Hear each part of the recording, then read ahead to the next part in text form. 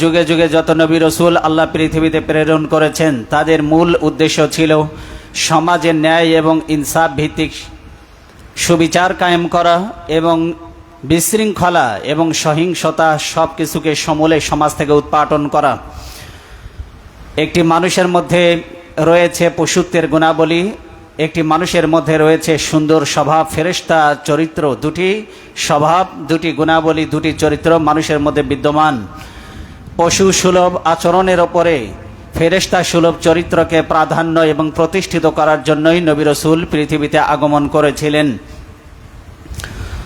এই জন্য নবী রাসূল প্রেরণের প্রেক্ষাপট যদি আমরা পর্যালোচনা করি তাহলে দেখতে পাবো অত্যাচারী, অসভ্য, বর্বর লোকদেরকে সুসভ্য এবং ন্যায়পরায়ণ, সুশৃঙ্খল করে আল্লাহর সঙ্গে সম্পর্ক জুড়ে দেওয়াই ছিল নবী রাসূলদের আগমনের প্রধান কাজ এবং মূল মিশন।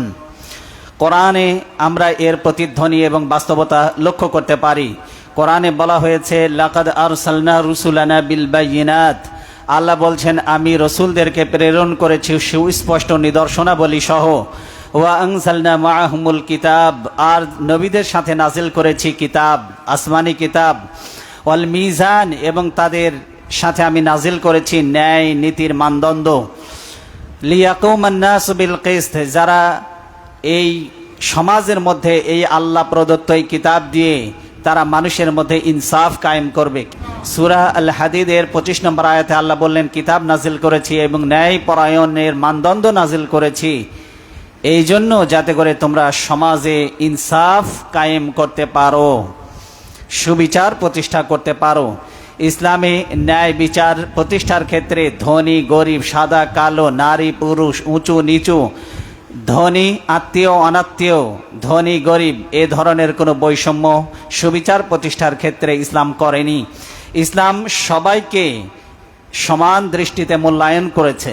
কোরআনে কারীম এই সম্পর্কে বলছে ইয়া আইয়ুহাল্লাযীনা আমানু কুনু কাওয়ামিনা বিল কিসত, হে ঈমানদারগণ তোমরা ন্যায়ের উপরে প্রতিষ্ঠিত থাকো। কে বলছেন এই কথা? শুহাদা লিল্লাহ, তোমরা আল্লাহর হস্তে ন্যায় সঙ্গত সাক্ষ্য প্রদান করো। আর কি করো? আল্লাহ বলছে ওয়ালাউ আলা আনফুসিকুম, এই ন্যায় বিচার প্রতিষ্ঠা করতে গিয়ে যদি তোমাদের বিরুদ্ধে যায়, আবিল ওয়ালিদাইন ওয়াল আকরাবিন, তোমার নিকটবর্তী আত্মীয় এবং তোমার পিতামাতার বিরুদ্ধেও যদি যায়, ইয়াকুন গানিয়ান আও ফাকিরান, যদি ধনী হয় অথবা গরিবও যদি হয়, তাহলে ন্যায় বিচার প্রতিষ্ঠার ক্ষেত্রে তোমরা কোনো তারতম্য করো না। এই ঘোষণা কার? সবাই বলুন কার ঘোষণা? ফাল্লাহু আওলা বিহিমা, আল্লাহ বলছেন তবে আল্লাহ তাদের শুভাকাঙ্ক্ষী তাদের চাইতে অনেক বেশি। আল্লাহ মানুষের শুভাকাঙ্ক্ষী, যত মানুষ পৃথিবীতে আছে সবার চাইতে সবচেয়ে বড় শুভাকাঙ্ক্ষী এই মানুষের জন্য কে? আল্লাহ। আল্লাহ বলছেন ফালা তাত্তাবিউল হাওয়া আন তা'দিলু, আল্লাহ সুবহানাহু ওয়া তাআলা বলছেন ন্যায় বিচার কায়েম করতে গিয়ে তোমরা নিজের প্রবৃত্তির অনুসরণ তোমরা করো না। ওয়াইন তালভু আও তুরিদু, আল্লাহ বলছেন যদি তোমরা ঘুরিয়ে পেঁচিয়ে যদি কথা বলো, আও তুরিদু, যদি ন্যায় বিচার করতে গিয়ে যদি তোমরা পাশ কাটিয়ে যাও, আল্লাহ বলছেন ফাইন্নাল্লাহা বিমা তা'মালুনা খাবীর, আল্লাহ সুবহানাহু ওয়া তাআলা তোমাদের যাবতীয় কর্মকাণ্ড তিনি গতিবিধি পর্যবেক্ষণ করেন। ন্যায় বিচার করতে গিয়ে কে ন্যায় বিচারের মানদণ্ড হেলাদুলা করে, কে ঘুষ খেয়ে বিচার করে, কে দলীয় স্বার্থে প্রভাবিত হয়ে বিচার করে, সবটা গতিবিধি পর্যবেক্ষণ করেন কে? সুতরাং ধনীর বিচার একরকম, গরিবের বিচার একরকম। ইসলামে এই ধরনের বৈষম্য কখনো স্থান দেয় না। বলা হয়েছে সূরা আন-নিসার 135 নম্বর আয়াতে, আল্লাহ সুবহানাহু ওয়া তাআলা সূরা আল মাইদার 8 নম্বর আয়াতে তিনি বলছেন ইয়া আইয়ুহাল্লাযীনা আমানু কুনু কাওয়ামিনা লিল্লাহি শুহাদা বিল কিসত, হে ঈমানদারগণ তোমরা আল্লাহর উদ্দেশ্যে কি করো? ন্যায় সাক্ষ্য প্রদানের ব্যাপারে তোমরা অবিচল থাকো। কুনু কাওয়ামিন বিল কিসত, ন্যায় বিচার প্রতিষ্ঠায় তোমরা অবিচল থাকো। কার ঘোষণা এটা? আল্লাহ। ওয়ালা ইয়াজরিমান্নাকুম শানাআনু কওমিন আলা আল্লা তা'দিলু, কোন সম্প্রদায়ের সাথে শত্রুতার কারণে ন্যায় বিচার প্রতিষ্ঠায় যেন তোমাদেরকে প্ররোচিত না করে। তার মানে কোন সম্প্রদায়ের সঙ্গে শত্রুতা বশত তোমরা অন্যায় ফয়সালা করো না, দলীয় প্রভাবে প্রভাবিত হয়ে বিচার করো না। ঘুষের টাকায় প্রভাবিত হয়ে বিচার করো না। অথবা বলছে ইউদিলু হুয়া আকরাবু লিত্তাকওয়া, তোমরা ন্যায় এবং ইনসাফ কায়েম করো, এটা আল্লাহ ভীতির অধিকতর নিকটবর্তী। ওয়াত্তাকুল্লাহ, আল্লাহকে ভয় করো। ইন্নাল্লাহা বিমা খাবীরুম বিমা তা'মালুন, তোমরা যা করো আল্লাহ সেই বিষয়ে অবগত। আমরা যা করি সেই বিষয় জানেন কে? কথা বলেন, কে জানেন? আল্লাহ সুবহানাহু ওয়া তাআলা জানেন, বলে দিয়েছেন সূরা আল মাইদার 8 নম্বর আয়াতে। এরপরে আমরা আরো একটি দেখব, 3 নম্বর আয়াত দেখব আমরা। সূরা আল মাইদার 2 নম্বর আয়াতে আল্লাহ বলছেন, কি বলছেন? ওয়ালা ইয়াজরিমান্নাকুম শানাআনু কওমিন আন সাদ্দুকুম আনিল মাসজিদিল হারামি আন তা'তাদু, যারা তোমাদেরকে মসজিদে প্রবেশ করতে বাধা দান করেছিল সেই সম্প্রদায়ের শত্রুতা যেন তোমাদেরকে সীমারেখা লঙ্ঘনে যেন উদ্বুদ্ধ না করে, প্ররোচিত যেন না করে। যারা তোমাদেরকে মসজিদে ঢুকতে দেয়নি তাদের প্রতি শত্রুতা বশত তোমরা সীমারেখা লঙ্ঘন করবে না। আল্লাহ বলে দিলেন ওয়াতাআওয়ানু আলাল বিররি ওয়াত তাকওয়া, ন্যায়, খোদাভীতি এবং ইনসাফ মূলক কাজে পরস্পরকে সহযোগিতা করো। তাহলে আমরা কাউকে সহযোগিতা করব ন্যায় এবং ইনসাফ ভিত্তিক কাজে।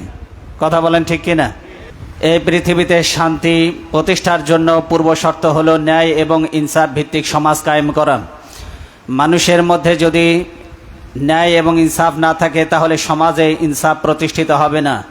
আর সমাজে যদি ইনসাফ প্রতিষ্ঠিত না হয় তাহলে সেই সমাজের মানুষগুলি আল্লাহ বলছে তাআওয়ানু আলাল বিররি ওয়াত তাকওয়া, ন্যায় এবং খোদাভীতিমূলক কাজে পরস্পরকে সহযোগিতা করো। ওয়ালা তাআওয়ানু আলাল ইসমি ওয়াল উদওয়ান, আল্লাহ বলছে সীমারেখা লঙ্ঘনমূলক, বাড়াবাড়িমূলক কোনো কাজে, খোদাদ্রোহিতামূলক কোনো কাজে তোমরা পরস্পরকে সহযোগিতা করো না। পাপ কাজে সহযোগিতা করা যাবে? অন্যায় কাজে সহযোগিতা করা যাবে? খোদাদ্রোহীমূলক কোনো কাজে কি সহযোগিতা করা যাবে? না, যাবে না। সবসময় ন্যায় ভিত্তিক কাজ, যারা ইনসাফ ভিত্তিক সমাজ যারা গড়বে আমরা তাদের পক্ষে। কথা বলেন ঠিক কিনা? যারা সমাজে জুলুমের রাজত্ব কায়েম করবে আমরা তাদের পক্ষে নাই। কথা বলেন ঠিক কিনা? আল্লাহ বলছেন ওয়াত্তাকুল্লাহ, আল্লাহকে ভয় করো। ইন্নাল্লাহা শাদীদুল ইকাব, তিনি শাস্তি প্রদানে কঠোর। আল্লাহর শাস্তি বড় কঠিন বলা হয়েছে সূরা আল মাইদার 2 নম্বর আয়াতে। এরপরে আল্লাহ সূরা আল মাইদার 4 নম্বর আয়াতে তিনি বলছেন সামাউনা লিল কাযিবি আকালুনা লিসহুত।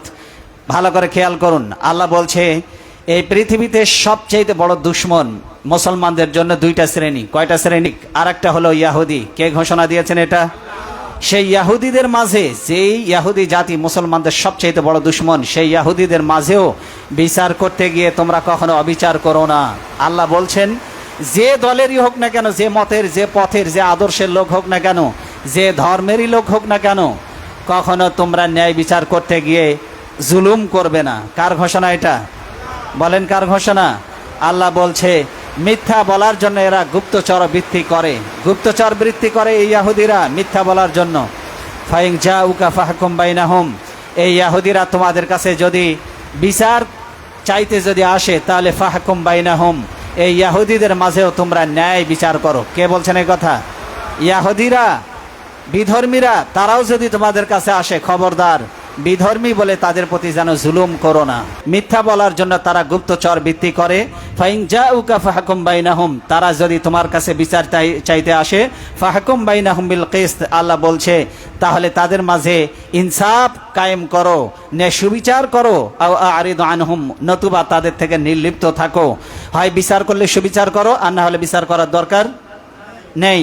ওয়াইন তুরিদু আনহুম, যদি তুমি তাদের থেকে মুখ ফিরিয়ে নাও, নির্লিপ্ত থাকো, ফালা ইয়াদুররুকা শাইআ, জেনে রেখো এই ইহুদি জাতি তোমার কোনো ক্ষতি করতে পারবে না। ইহুদি জাতি কোনো ক্ষতি করতে পারবে না। এই ইহুদিরা নবীজি সাল্লাল্লাহু আলাইহি ওয়াসাল্লামকে দাওয়াত দিয়ে তারা একটা খাসির ভুনা করে নবীজিকে খেতে দিয়েছিল। নবীজি সাল্লাল্লাহু আলাইহি ওয়াসাল্লাম খাসির ভুনা গোশত যখন তিনি মুখে দিলেন, তিনি বিষক্রিয়া অনুভব করলেন। তিনি সাহাবাই কেরামদেরকে বললেন সমস্ত ইহুদিদেরকে এক জায়গায় করো। এক জায়গায় করার পর নবীজি ইহুদিদেরকে জিজ্ঞাসা করলেন তোমরা কি এই খাবারে কোনো বিষ মিশিয়ে দিয়েছো? বলল হ্যাঁ, আমরা বিষ মিশিয়ে দিয়েছি। নবীজি জিজ্ঞাসা করলেন তোমরা বিষ মিশিয়ে দিলে কেন? তারা বলল যে আমরা দেখতে চেয়েছি আপনি সত্য নবী কিনা।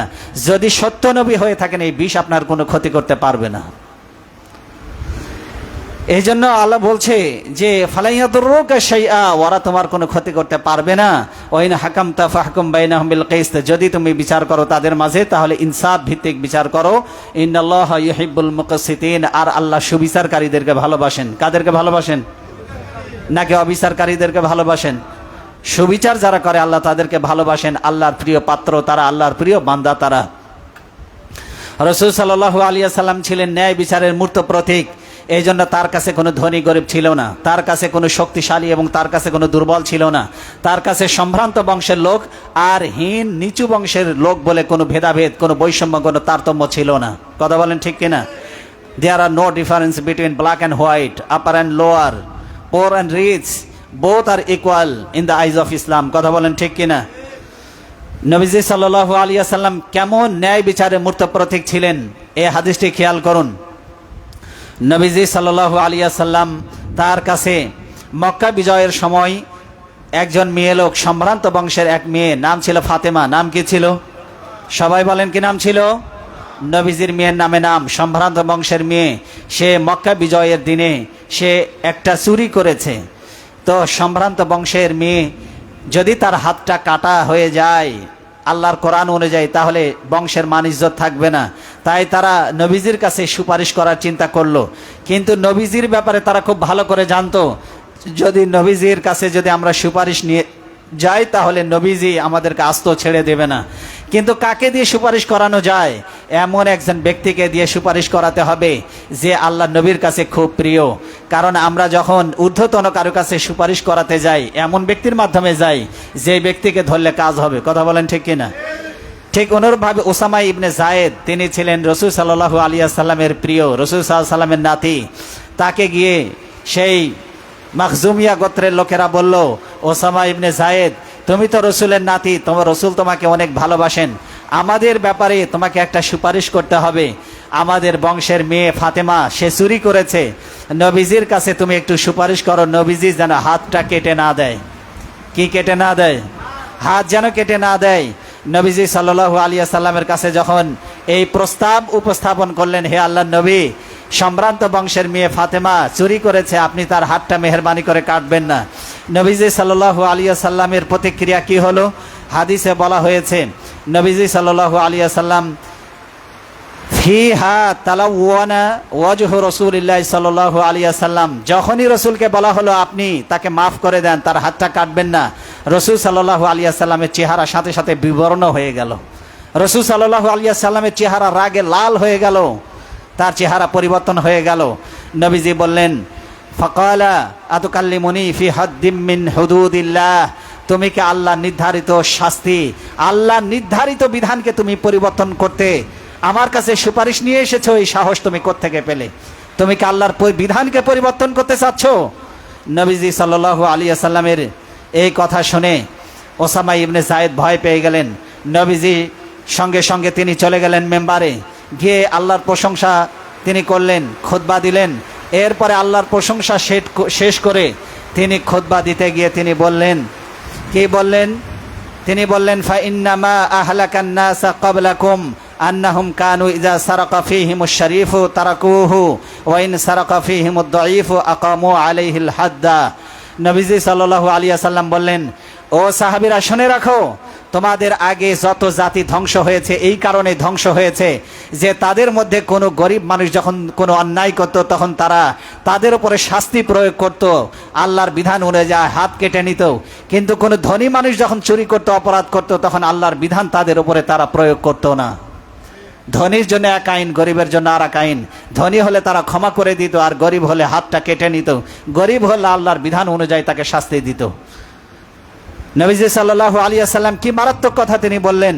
তিনি বললেন, ওয়াল্লাযী নাফসু মুহাম্মাদিন বিয়াদি, মুহাম্মদ সাল্লাল্লাহু আলাইহি ওয়াসাল্লাম তার রবের কসম যার হাতে মুহাম্মদ সাল্লাল্লাহু আলাইহি ওয়াসাল্লামের জীবন, লাউ আন্না ফাতেমাতা বিনতা মুহাম্মাদিন, যদি মুহাম্মদ সাল্লাল্লাহু আলাইহি ওয়াসাল্লামের মেয়ে ফাতেমাও যদি চুরি করত, সারাকাত লাকাতাতু ইয়াদাহা, ফাতেমা আমার মেয়ে যদি চুরি করত, লাকাতাতু ইয়াদাহা, আমি নিজে মুহাম্মদ সাল্লাল্লাহু আলাইহি ওয়াসাল্লাম আমার মেয়ের দুই হাতকে আমি কেটে ফেলে দিতাম। কি ইনসাফ! নিজের মেয়ে চুরি করলেও আমি হাত কেটে দিতাম।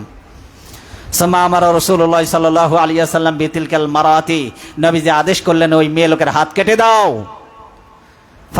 ফাকুতিয়াত ইয়াদাহা, ওই মেয়ে লোকের হাত কেটে দেওয়া হলো। সম্ভ্রান্ত বংশের বলে তাকে ক্ষমা করা হয় নাই। কথা বুঝতে পেরেছেন আপনারা? তাহলে কোরআন যদি কায়েম হয় তাহলে ধনী গরিব দেখা হবে না উঁচু নিচু দেখা হবে, না দুর্বল আর শক্তিশালী দেখা হবে, না যেই অপরাধ করবে তাকে শাস্তি পেতেই হবে, ঠিক কিনা? ফাহাসুনাত তাওবাতুহা বাদা যালিকা, এই মেয়ে লোকের হাত কেটে দেওয়া হলো, কিন্তু পরবর্তীতে এই মেয়ে লোক তওবা করে খাঁটি ইমানদার হয়ে যায়। পরবর্তীতে তওবা করে সে, ওয়াতাজাওয়াজাত, পরবর্তীতে তার বিয়েও হয়ে যায়। এই যে মেয়ে লোকের হাত কেটে দেওয়া হয়, এই মেয়ে লোক পরবর্তীতে তওবা করে, তার হাত কেটে দেওয়া হয়, তারপরেও সে নবীজির কাছে মাঝে মধ্যে বেড়াতে আসতো।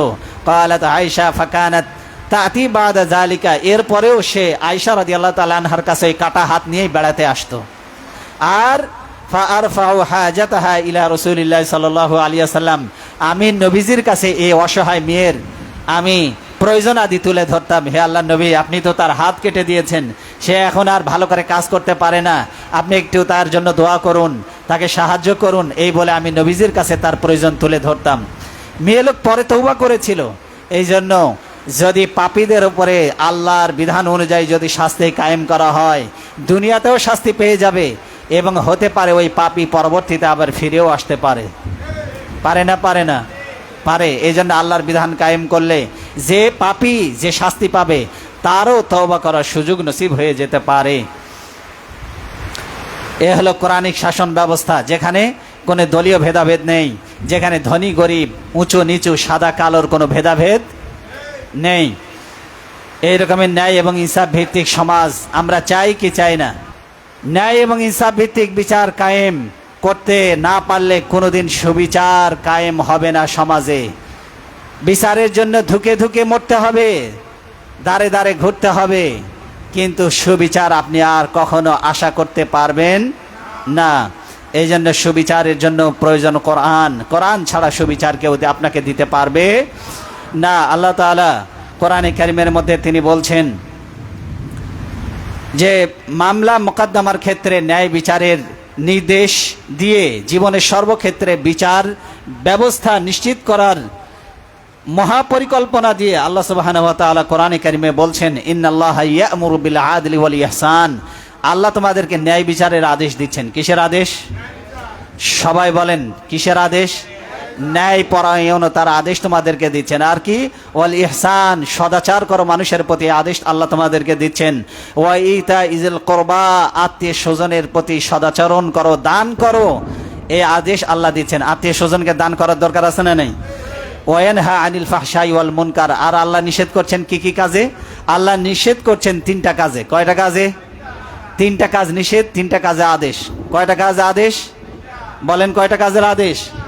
আদেশ তিনটা, আবার শুনুন ভালো করে। এক নম্বরে বিল আদল, ন্যায় পরায়ণতা, এক নম্বর ন্যায় পরায়ণতার আদেশ আল্লাহ দিচ্ছেন। দুই নম্বরে কি দিচ্ছেন? ওয়াল ইহসান, সদাচরণ।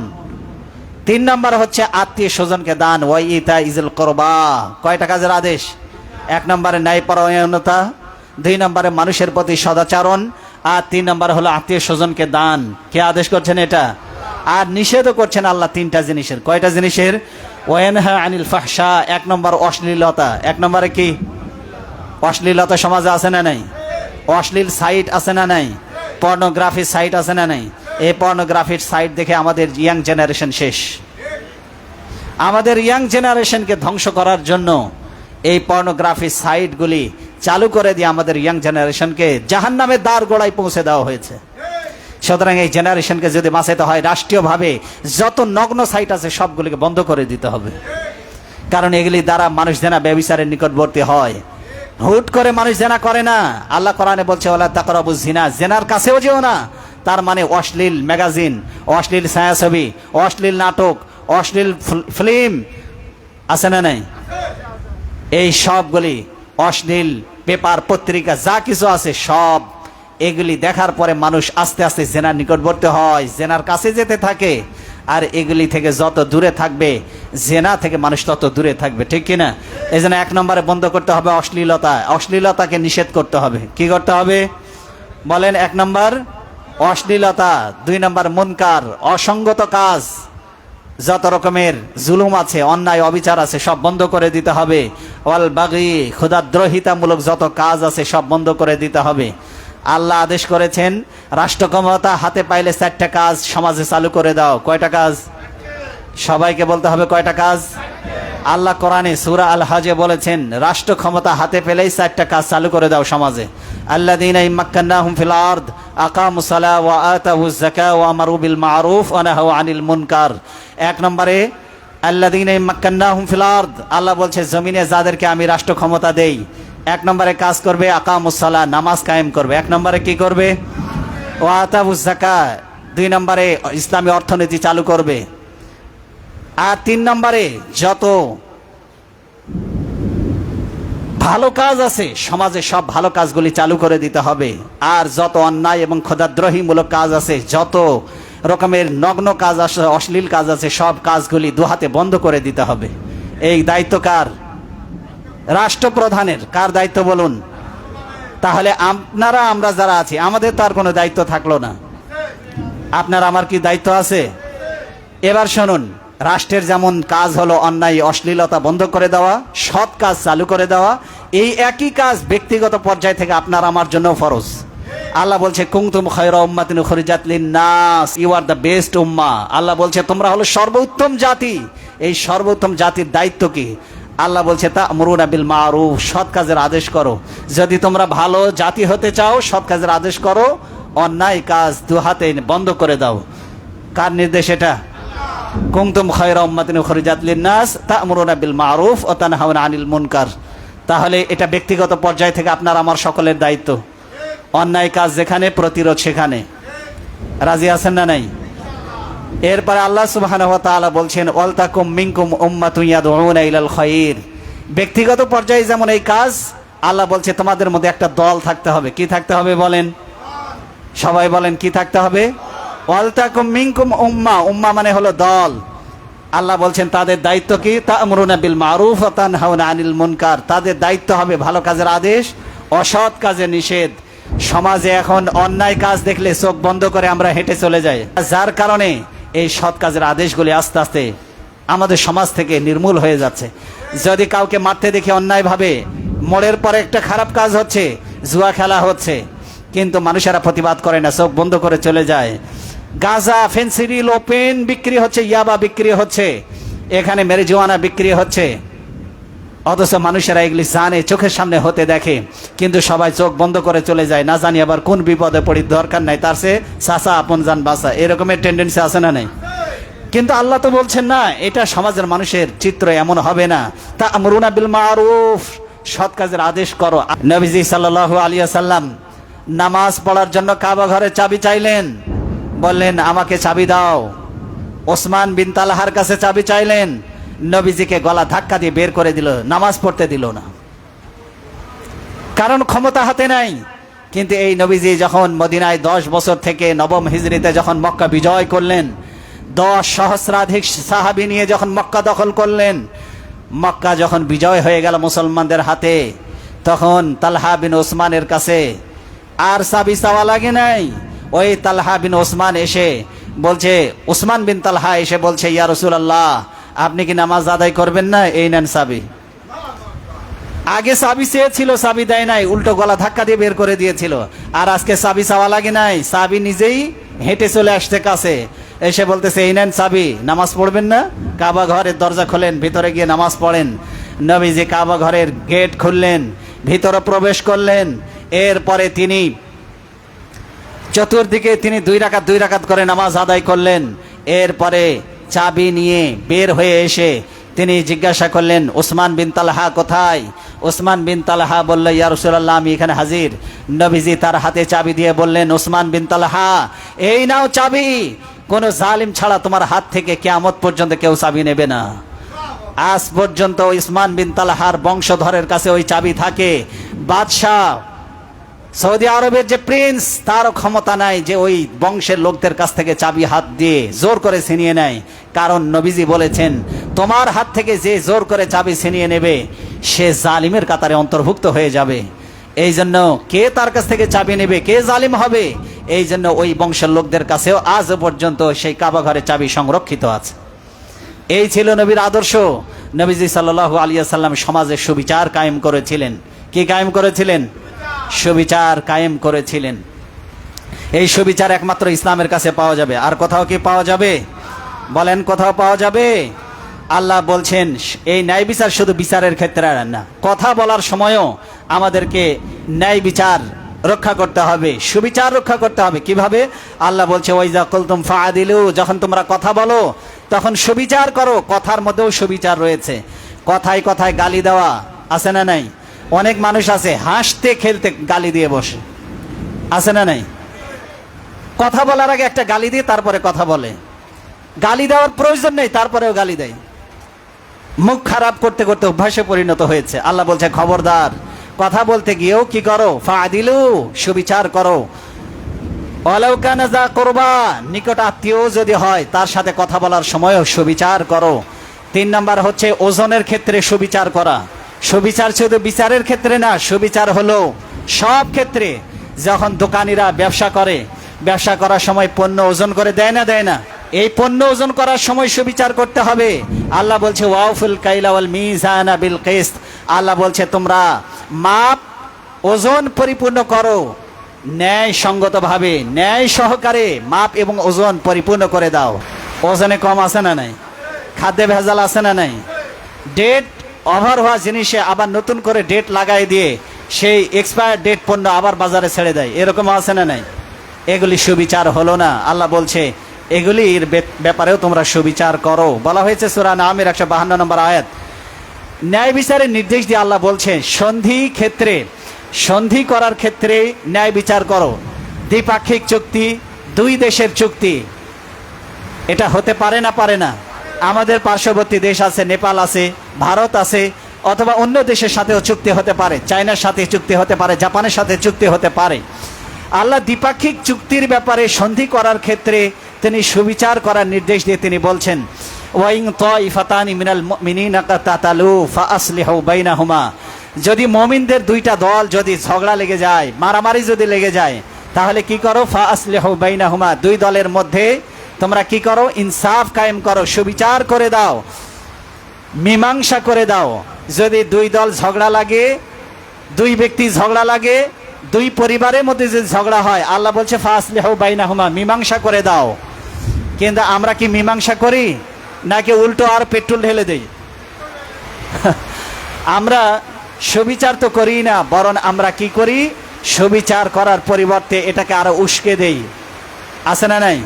কারণ দুই পরিবারকে, দুই দলকে লাগাই দিয়ে মাঝখান থেকে আমাদের মজা নিতে অনেক ভালো লাগে, এরকমের স্বভাব আমাদের আছে না নাই? আল্লাহ বলছে ফাআসলিহু বাইনাহুমা, দুই দল যদি ঝগড়া লেগে যায় তাহলে তোমরা সেখানে মীমাংসা করে দাও। আর কি করো? আল্লাহ বলছে ফাইম বাগাত ইহদাহুমা আলাল উখরা, যদি দুই দলের মধ্যে মীমাংসা করতে গিয়ে দুই দলের মধ্যে এক দল যদি বেশি বাড়াবাড়ি করে, যদি বিচার না মানে, আল্লাহ বলছে তাহলে কি করবা? ফাকাতিলুল লাতি তাবগি হাত্তা তাফিয়া ইলা আমরিল্লাহ, যে দলটা বেশি বাড়াবাড়ি করবে তার বিরুদ্ধে তোমরা লড়াই করো যতক্ষণ সে আল্লাহর দিকে ফিরে না আসে। ফাইন ফাআত ফাসলিহু বাইনাহুমা, যদি ফিরে আসে, ফাসলিহু বাইনাহুমা, তাদের মধ্যে মীমাংসা করে দাও। বিল আদল, ন্যায়সঙ্গতভাবে মীমাংসা করে দাও। ওয়া আকসিতু, এবং সুবিচার করো। ইন্নাল্লাহা ইউহিব্বুল মুকসিতিন, আল্লাহ সুবিচারকারীদেরকে ভালোবাসেন। এটা বলা হয়েছে সূরা হুজুরাতের 9 নম্বর আয়াতে।